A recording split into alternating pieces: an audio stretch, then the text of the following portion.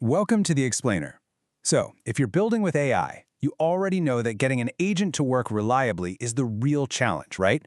It's one thing to get a cool demo up and running, but it's a whole other ballgame to build something you can actually depend on. Today, we're building a roadmap for exactly that.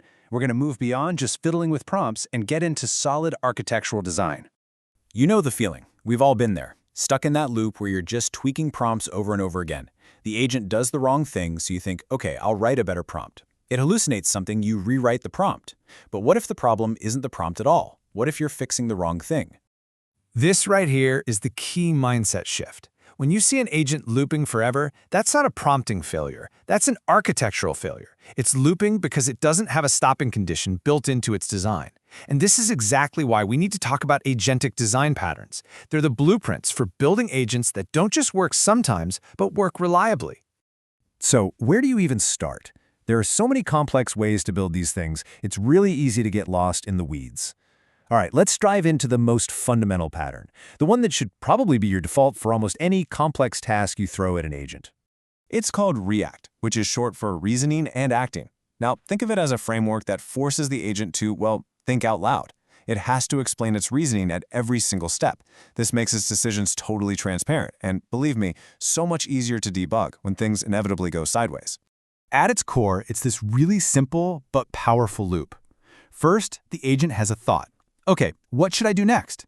Then, it takes an action, like calling a weather API. And finally, it makes an observation based on the result, which then feeds its next thought. It's just this continuous cycle of think, do, and learn.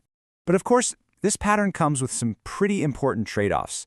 ReAct is absolutely brilliant for tasks where you don't know the exact solution path ahead of time. But here's the catch. Every turn of that loop costs you tokens, and it costs you time. You also have to be careful, because one bad observation early on can send that agent spiraling down a completely wrong path, or worse, get it stuck in an infinite loop. Okay, so now our agent can reason and it can act. That's a huge step, but its output can be a little all over the place. Sometimes it's genius, and other times it's full of silly mistakes. So let's move on to the next pattern, which is all about building a more reliable, high-quality system. The solution here is a pattern called reflection, and this is awesome. It's basically like giving your agent its own internal QA specialist. Instead of spitting out the very first answer it comes up with, it actually stops, takes a step back, critiques its own work, and then makes it better. And it works in this super elegant cycle. First, it generates a rough draft. Then, it critiques that draft against rules that you've given it. Things like, is this code free of bugs? Or did this summary include all the key points? And finally, it refines the draft based on that feedback. And it keeps doing it until the output hits the quality bar you've set. Now, for this to actually work, there are a couple of gotchas. The critic has to be independent from the generator. If you use the same prompt for both, the agent's just going to pat itself on the back and say, looks good to me. It's also absolutely vital to set a hard limit on how many times it can revise. Otherwise, it could get stuck perfecting a comma placement for all eternity. All right, our agent is getting pretty smart. It's reliable, it produces high-quality work, but it's still kind of trapped inside its own little digital world. To actually have an impact on the real world, it needs two things: access to tools and the ability to plan. And that's where the tool use pattern comes in. This is what turns an agent from just a knowledge system into an action system. It's the bridge that lets an agent reach out and interact with the world around it, letting it query a database, run some code, or connect to literally any API you can think of. But, and this is a big but, it's not just plug and play. Giving an agent tools is a serious architectural decision. You need super strict definitions for how each tool works, you need to handle errors for when an API call fails, and you have to write crystal clear descriptions so the agent actually picks the right tool for the job. And most importantly, you have to think about security. Okay, so for really complex jobs that need a bunch of steps in a very specific order, the step-by-step improvisation of ReAct might not cut it. It can get lost. For that, you need a pattern that doesn't just improvise, it creates a full blueprint before it even starts working. You've basically got two flavors of this. With plan and execute, the agent is like an architect. It draws up the entire detailed blueprint first, and then a totally separate system comes in and just follows the instructions. The other way is adaptive planning, which is more flexible. The agent plans a few steps, does them, sees what happened, and then adjusts its plan as it goes. So far, we built one single, really capable agent, but some problems are just too big or too specialized for any one agent to tackle alone. This is where we go from a solo act to a whole coordinated team of agents. Multi-agent systems work a lot like you'd expect a human team to. You have a manager, the coordinator agent that breaks down a big problem. Then it delegates all the little subtasks to specialized agents.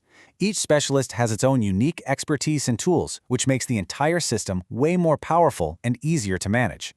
Now, the simplest way to set this up is a sequential handoff. It's basically an assembly line. Agent A does its job, then passes its work over to Agent B, who adds to it, and so on down the line until you have a finished product. If you need speed, you can have agents work in parallel. So, agents A and B tackle different parts of the problem at the exact same time. Then, a final agent C comes in at the end, and its only job is to merge their work into one coherent output. And this one is really cool. For super complex or nuanced problems, you can actually make agents critique each other's work. In a debate, one agent comes up with a solution, and another one's entire job is to poke holes in it and find its flaws. This back-and-forth process leads to a much stronger final answer. Look, just picking a pattern isn't enough. To get this stuff production ready, you have to test it in a smart way. For ReAct, you have to ask, do the agent's actions actually make sense based on its thoughts? For reflection, is it actually making things better or is it just spinning its wheels? You have to evaluate the pattern itself. And this brings us to what might be the most important point of all. You have to design for a human in the loop. Please don't think of human oversight as just a fallback for when the AI messes up. Treat it as a core part of your architecture. It's its own design pattern, and it's the one that guarantees safety and accountability.